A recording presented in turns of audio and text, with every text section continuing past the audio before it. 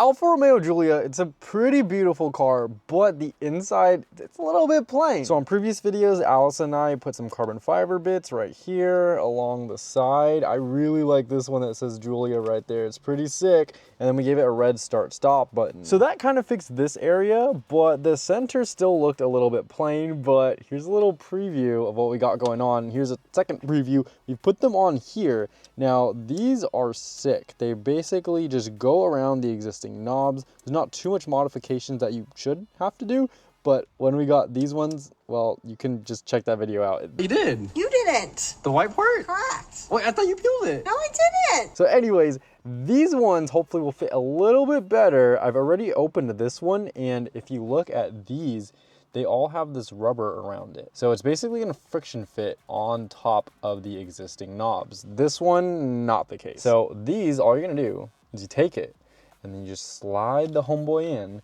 you just press it down, and that's pretty much it.